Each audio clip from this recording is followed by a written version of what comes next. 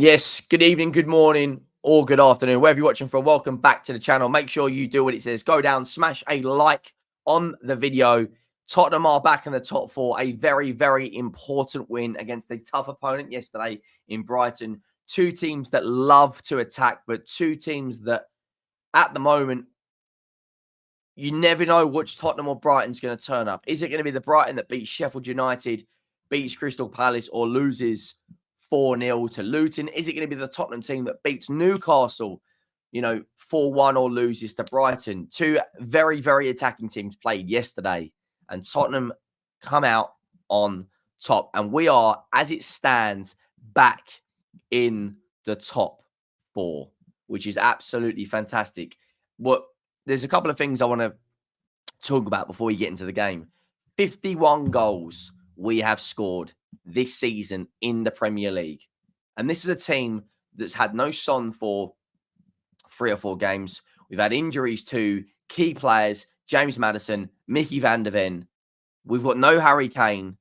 There's been a lot of criticism about some of the signings we have made in Brennan Johnson and Timo Werner.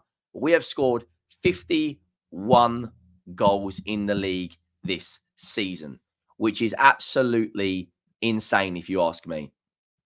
And now we are on a little bit of run without, losing a game, beating Bournemouth, drawing with Man United, beating Brentford, drawing with Everton, beating Brighton. And when you look at the next 2 games we've got coming up, Wolves at home and Crystal Palace, for me, that is 6 points. And then we go into an absolutely massive game on the 10th of March against Aston Villa. But yesterday's game, 2 very, very attacking sides going head to head. Our team was Vicario in goal, Porro right back, Udogie left back, Mickey van der Ven, and Christian Romero. Romero was very, very good yesterday. Sasa Toure and Benson Core in the double pivot. Kulu on the right. Johnson was moved to the bench. Timo Werner on the left. Maddison in the 10. And Richarlison up front. Son Heung-min returned from the Asian Cup, which Qatar won 3-1. And South Korea were knocked out in the semi-final. So he returned, didn't start the game, which I didn't think we thought he would start, knowing that he's not going to be 100% fully fit. We had Brennan Johnson on the bench. We had Højbjerg on the bench. We had Skip on the bench. We had Davies on the bench. We had Radu Dragusin on the bench, Royale and Fraser Forster. Now, the game didn't actually start as planned. We got cut open a few times in the first 30 minutes, and Brighton got a penalty. Mickey van der Ven brings down one of Brighton's players, and Pascal Gross tucks it away, sends Vicario the wrong way, and it's a fairly good penalty, to be honest with you. Now, as it stands right now, the first 30 minutes, I think Brighton it was a very, very even. Most people would say Brighton were fighting and were on top of the first 30 minutes. We didn't have too many clear-cut chances in the first half. I thought, gross penalty giving Brighton a 1-0 lead over us. They started brightly, Brighton. Vicario was forced into making a few good saves in the first half. Danny Welbeck had a good chance. Maddison had a good chance in the first half. But it was Brighton that, went in front. Van der Ven trips Gross, and Gross makes it 1-0. However, still made a few good saves. Richarlison and Kudu had a couple of good efforts. The second half is what completely won us the game. And fair play to Postecoglou, because he made the right changes at the right times. We've had managers in the past, Conte, Jose, Nuno, where we're making substitutions very, very, very late. He made 3 bold substitutions around the hour mark that won us the game. But before that, Sasa Toure equalises. It was well deserved. It was coming for us. We finally managed to get our goal. Maddison plays a great ball. I think it was Kulusevski played a great ball through to, I believe it was through to Sarr. His first shot was blocked by, I think it was Dunk, and then he's left-footed cold it into an empty net. But then after that, this is what won us the game.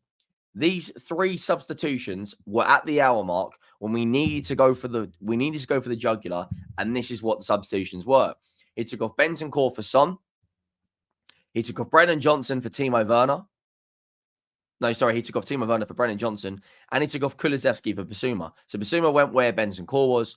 Kulusevski come off for the likes of Brennan Johnson, and Son come on for Timo Werner. Those 3 substitutions won us that game. Single-handedly won us that game, you know.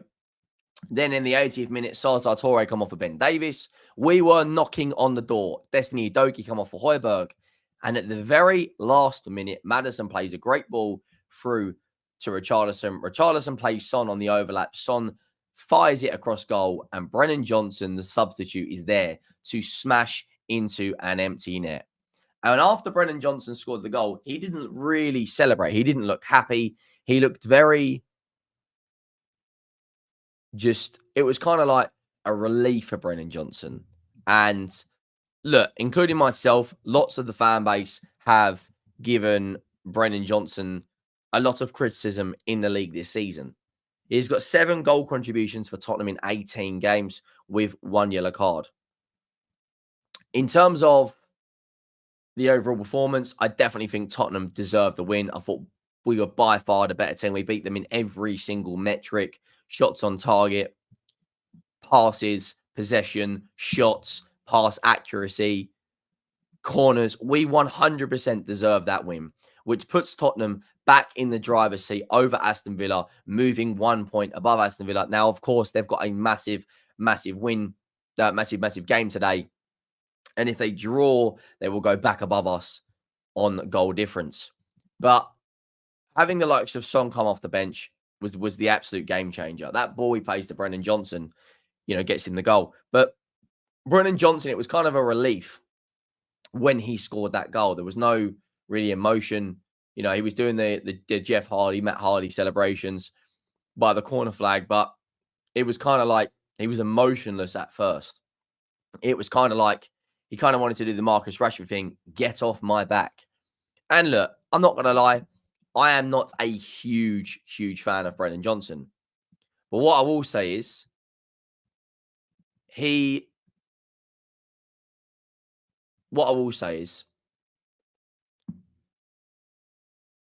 criticism that we have given him has been fair.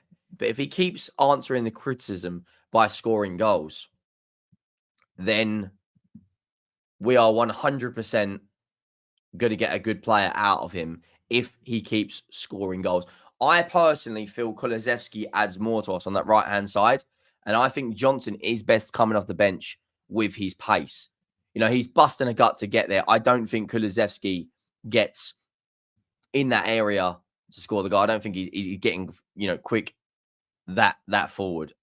Genuinely, in terms of where we are right now, we've got 2 home games coming up, which are absolutely massive. We've got Wolves and we've got Crystal Palace. If we win both of those home games, we then go into an absolutely 6-pointer in March against Aston Villa. Now, I'm not going to lie, I am a bit annoyed in terms of where we're at with regards to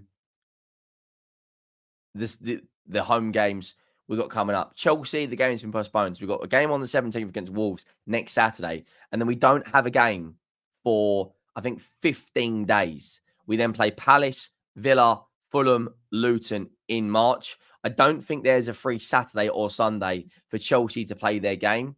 So it's absolutely very, very important that we beat Wolves and we beat Aston Villa. If Villa and Arsenal were to lose today, we would remain in 4th, 2 points off of Arsenal, 7 points off of the top of the league. Now, I'm not saying we're in a title race by any stretch of the imagination, but mathematically, we're not exactly in horrendous form. I know we did concede a very, very late goal against Everton, which is a massive kick in the teeth. But we beat Brentford, we beat Brighton, we went to Old Trafford and got a point. We beat Burnley. We've only lost one of our last 6 games, which is against Manchester City. And our home form now has improved. Our home form, we've beaten Newcastle, we've beaten Everton, we've beaten Bournemouth, we've beaten Brentford, and we've beaten Brighton in our last 5 home games. Before that, it was a bit of a blip. We lost to, Chelsea, Villa, and West Ham. But in terms of our next kind of 4 to 5 games we've got coming up in terms of the home matches, we've got Wolves, Palace, Luton, and Forest in our next 4 home games.